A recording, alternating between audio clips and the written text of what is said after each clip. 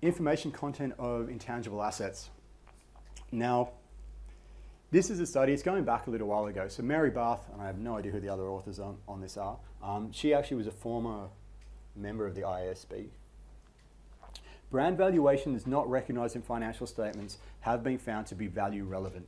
And what value relevant is basically, do those numbers affect sort of equity valuations of this business? Now, what you'd expect to see if a brand valuation is completely irrelevant to investors. So if you really don't care what a brand valuation is, whether a company has a good brand valuation or a bad valuation wouldn't affect their pricing at all, wouldn't affect their stock pricing. And what they find is that there is a relationship between the brand valuation of a business and its pricing. So investors do find those valuations useful, even though they're not recognized on the financial statements. So this could be a third party, and if you look for brand valuations, there are lots of different organizations that will actually compile what they consider to be the valuations of a brand. They also find brand valuations are positively associated with advertising expenses, which to my mind, again, not having seen this paper for a while, makes sense. The more that you spend on advertising is likely going to increase the knowledge of your brand and probably will increase the value of the brand. Brand operating margin. So what this seems to be is, how much money, so how much margin are you making with that brand? So, the revenues of the brand versus the expenses of the brand. And I'd imagine the difference between brands and brand valuations is not so much on the expense side of things, it's more, can you charge a premium on your product because you've got a better brand? And if you think about, I suppose if you think about fashion, that's absolutely the case. What is the difference between a lot of fashion items? And it's generally just the branding, and they can charge much, much more for high branded things, or top branded things. Brand market share, that sort of makes a lot of sense as well. If you've got a good brand, you've probably got a good market share. But, and I don't really know how to explain this, and neither did the authors, brand valuations did not seem to be significantly related to sales growth. Not too sure what that is. It could be because the brand valuation has a high brand valuation companies have a high market share already, so that growth, there's not much growth left to sort of go. It could be that, I'm not really too sure.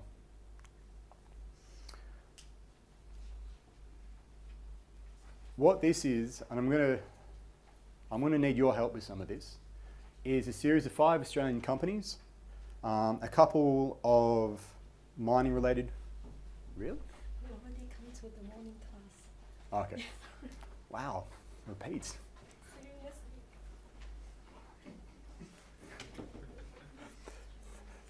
Fair effort. Don't even know if I'd go to 2 classes. And I like this stuff. Sorry, where am I? Okay. BHP, Fortescue. So we've got a couple of mining companies. We've got Woolworths. We've got Commonwealth Bank, a banking company. We've got Qantas. What I've done here is pulled out their market capitalizations as of about a week and a bit ago. And on the far column, we've got their book value of equity as at whatever their 2013 financial year end date. Now, the first thing I want you to have a look at is, what do you notice? What do you notice is in terms of a trend between the market capitalization and the book value of equity between those companies?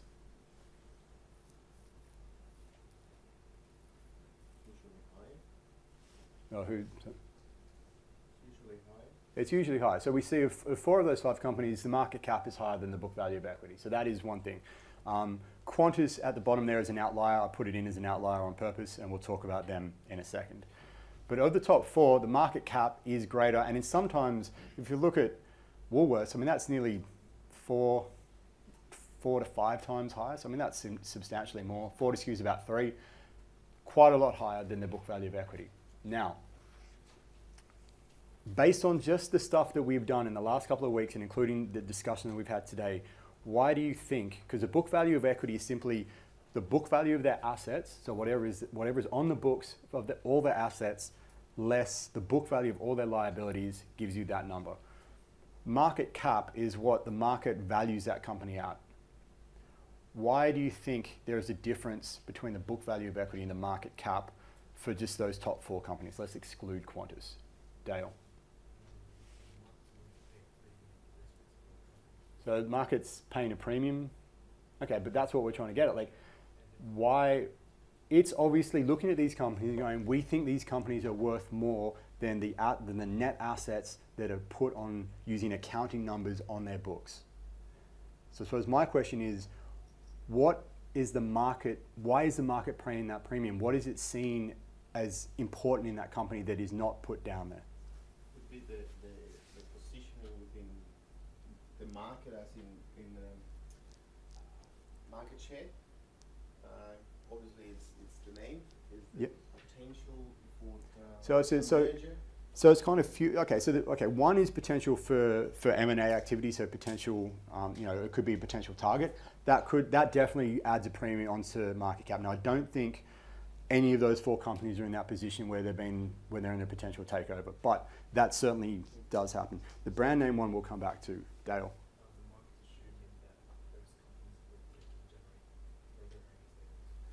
Yeah, so it's sort of building in future, and that's important because a lot of accounting numbers don't build that in.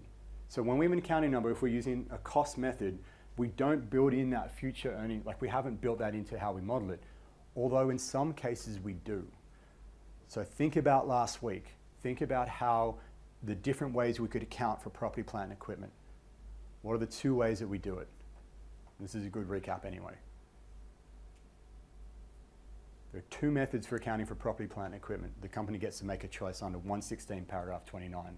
What are they? You want to say something? Yep, so cost model is one, and the revaluation model is the other.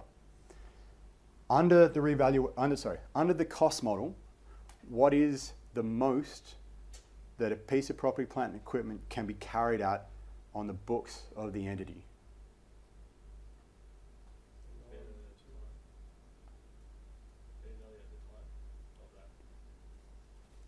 The other one, no, that's the revaluation model. Revaluation model, you can take it to fair value less accumulated amortization and accumulated depreciation, accumulated amortization. The cost model starts at, the title would tend to suggest what it starts at. Cost. That is the starting point. And it will come down from that because you'll take off accumulated depreciation, you'll take off accumulated impairment. You can reverse those impairments out and you can end up back at the ceiling wherever that is, and the ceiling at most, if it's a non-depreciable asset, will be cost. Now again, this is stuff we covered last week. This is stuff you're expected to know for the exam. So cost is the most it can be. We know most companies account for property, plant, and equipment under the cost model, not revaluation. So mechanically, all this property, plant, and equipment at most can be carried at its cost, and if this is stuff which has gone up in value, we do not see that reflected in the accounting numbers. So it could simply be that they're picking up these future benefits, which kind of the fair value, coming back to Dale's point, the fair value of an asset will pick up the future earnings capacity. And we're not seeing that reflected in the accounting numbers.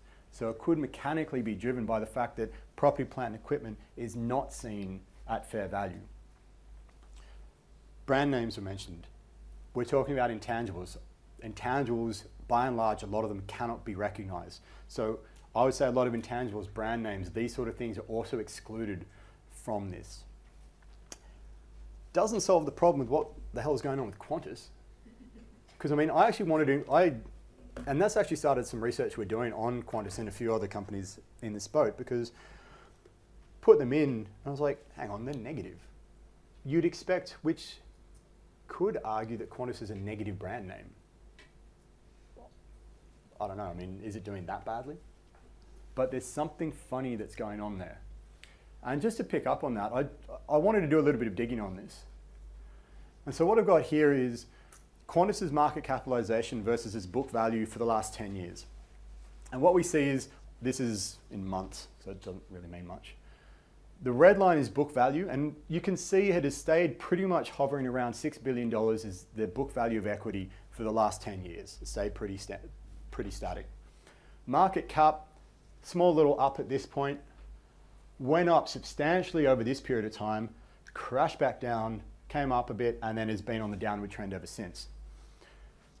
I know it's going a little bit historical, but can anyone got any thoughts as to what happened here and then why we saw such a big scope, given that that would be about 2000, this would be kind of 2006 to about 2009 in the middle there. Anyone remember stuff that may have happened, Dale? Yeah, so there's a GFC effect kind of happening through here, but that doesn't explain this sudden, like that's really rapid. Can anyone remember? This is going back, I know it's going back a little bit in time. What's that? No, Anset's long before that. Does anyone remember Anset? It's not. I can't even really remember Anset. The Jetstar?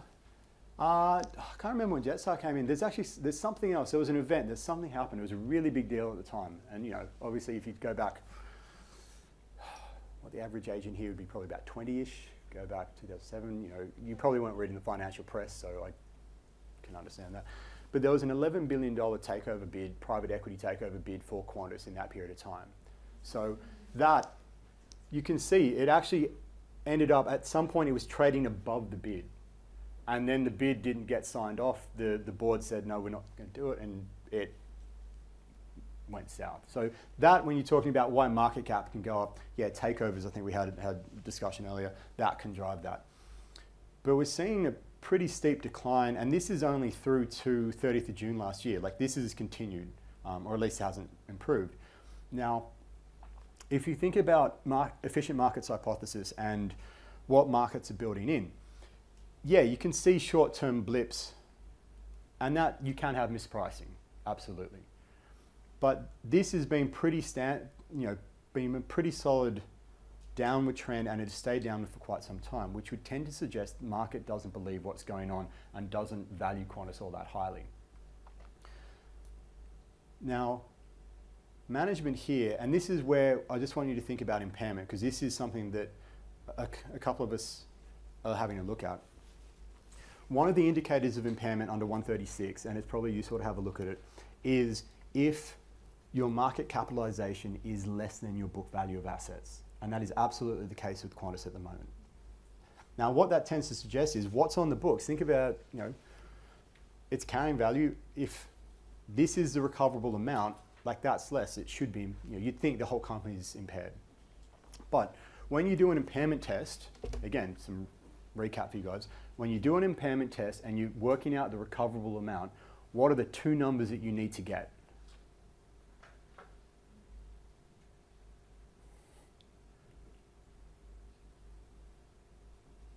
It's a higher of two numbers.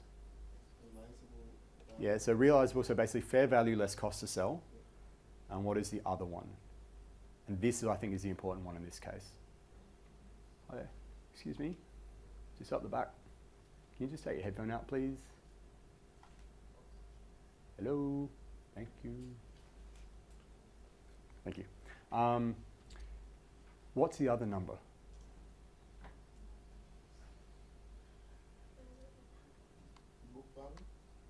Not book value? Value in use. So we're comparing, so we need recoverable amount, and that is the higher of fair value, less cost to sell, and value in use. Now, if the market is valuing Qantas's assets, like in total down here, I'm pretty sure if you look at fair value of the components of Qantas's assets, they're not going to be all that high. They may well not be. I think what they're doing when they're having to do this impairment test is they're looking at value in use, which is an internal management determination of Qantas's value. And because we're not seeing an impairment happen, we haven't seen this red line come down. What they're saying is Qantas's value as a company from management's perspectives is at least this value. It could be higher, but it is at least that value. So management thinks this company is worth at least $6 billion. External investors think it is worth far less than that. There's an issue there. And I don't know necessarily who to believe. If you believe that the market is correct, then management are not telling us, are not valuing those assets properly. And the thing is, we can't really tell because the disclosure around impairments is not that strong and we can't get access to that information. But it is just a useful case in point of where knowing the standards and knowing what's going on can be a useful thing to have a look at. my overriding question is, if the market really thinks Qantas is only worth about $2.5 billion, if the company is actually worth that and the market's down here, why hasn't someone bought it? Because if you could buy it at a song, it's worth a lot more than that, but who knows?